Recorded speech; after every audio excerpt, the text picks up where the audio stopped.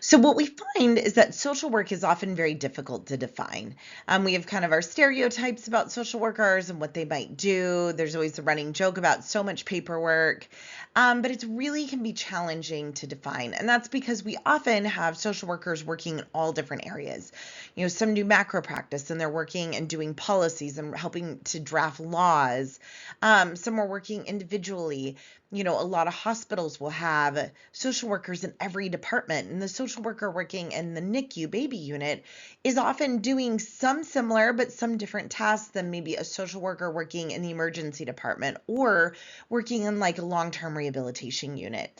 And so because social work is so diverse and we work in so many different settings, it can make it really difficult to define like what exactly is social work. So we can define it by its purpose. So the purpose of the social work profession is to promote human and community well-being, according to the Council on Social Work Education. So you can view it as social work's main kind of driving ideal is based on the purpose of what you're doing. Are you promoting human and community well-being? Then you could be potentially a social worker. One of the challenges is we also have the idea of licensing as a social worker. And so some states won't even allow you to call yourself a social worker if that's not your degree. You might say you're a human services worker or a case manager. So it's good to start with the purpose, but it doesn't really cover the whole story. We can sometimes define it based on the levels that we work in and the types of practice. So your book will talk about the 3 levels of practice when you're looking at social work. The first is micro practice, right? So this is working with individuals, and this is typically what we think of when we think of social work. People, things like therapy, counseling, working as a case manager, working in a homeless shelter, working as a victim advocate, right? That direct one-on-one work with individuals. And a lot of times what we're doing is we're helping them to fit into their environment. Now, we're not looking at a human being and saying, your environment's not working. Well, it must be you. You're the problem. You need to fit and work in it, right? Sometimes we're helping clients advocate for themselves or empowering them to maybe switch to a new environment.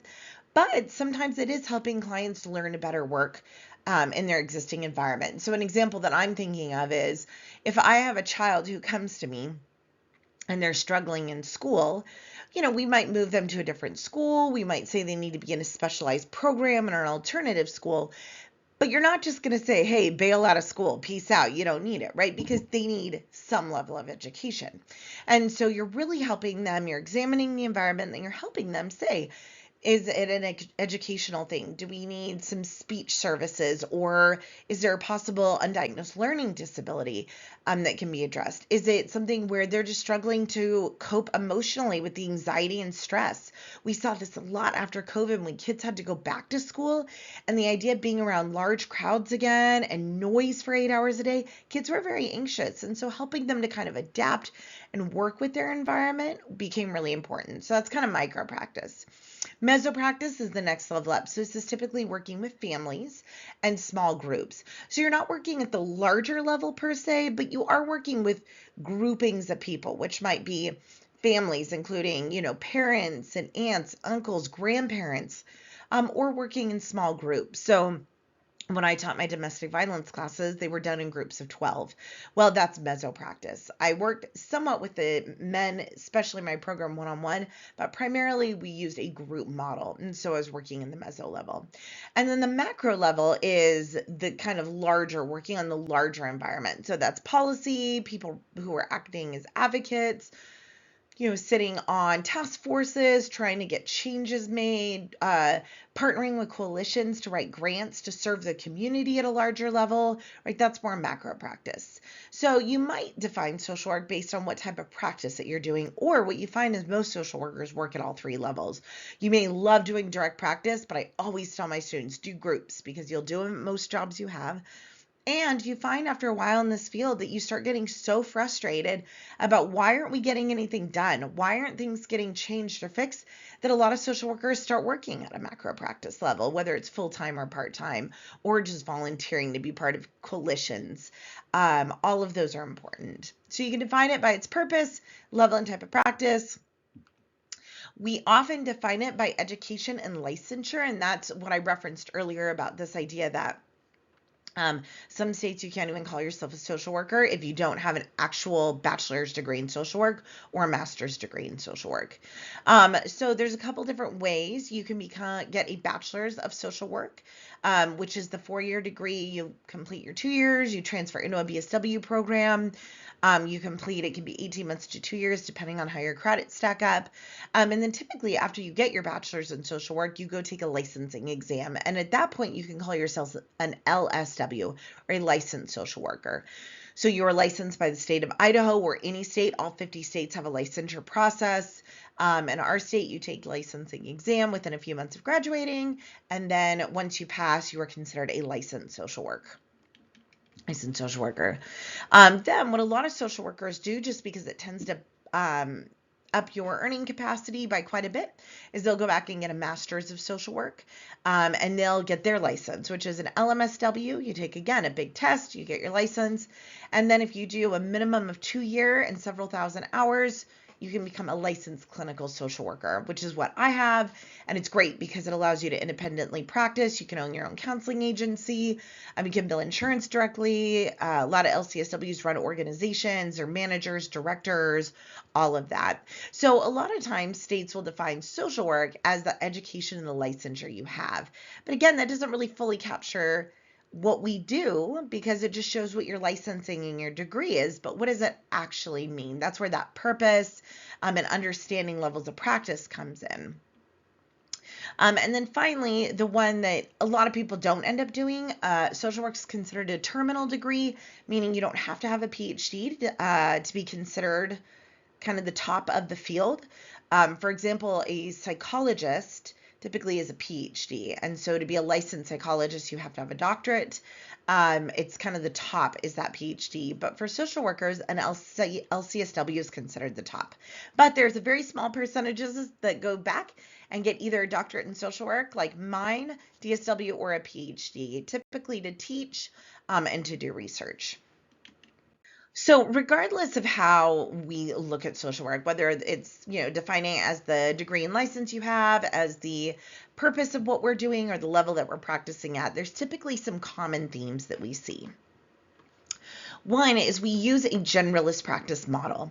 When social work first started long, long ago, over 100 years ago, it became very specialized. School social workers only trained and only worked in schools.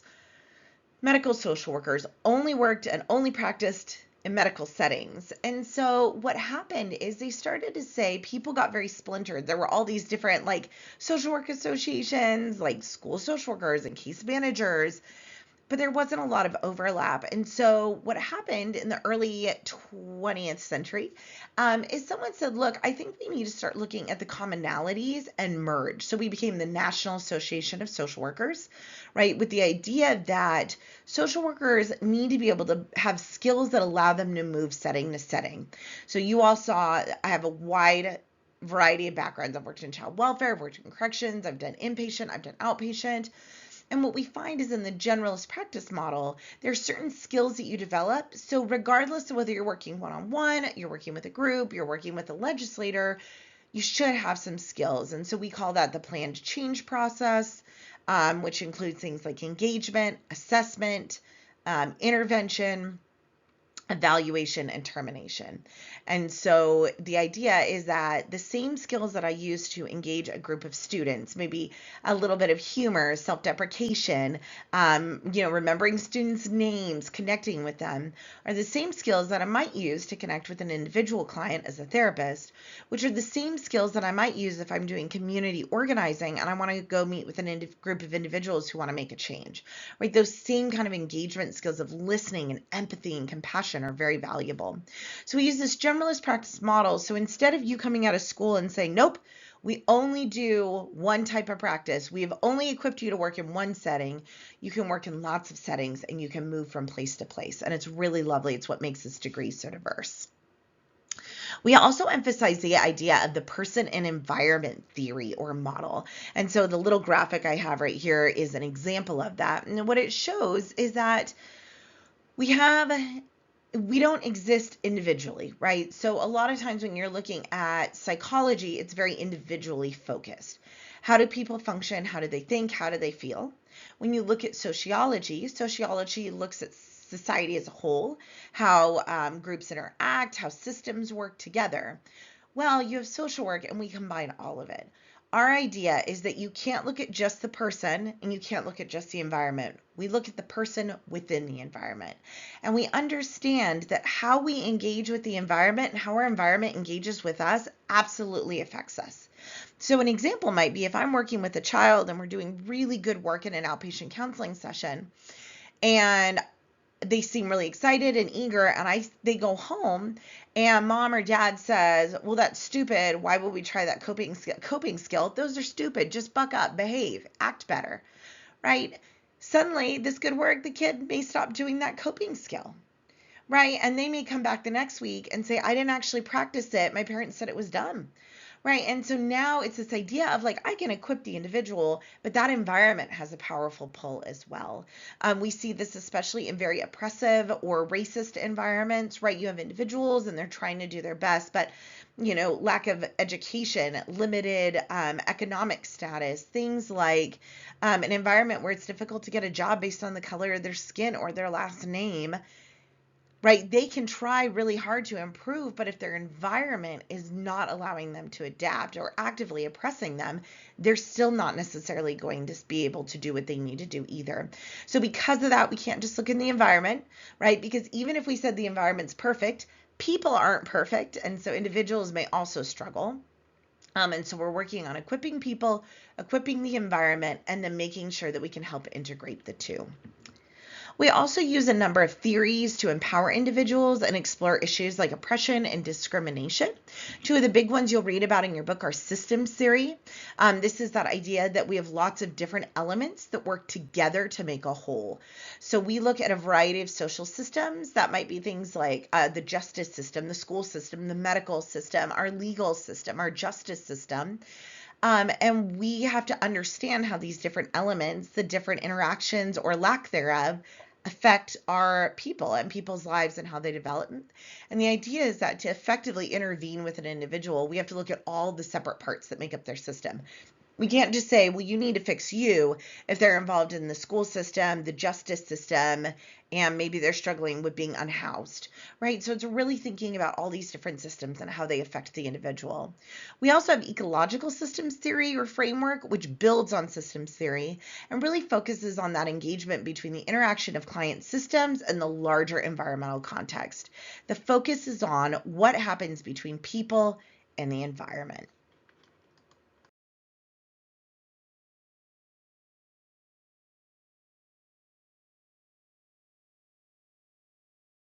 Okay, just a few more things.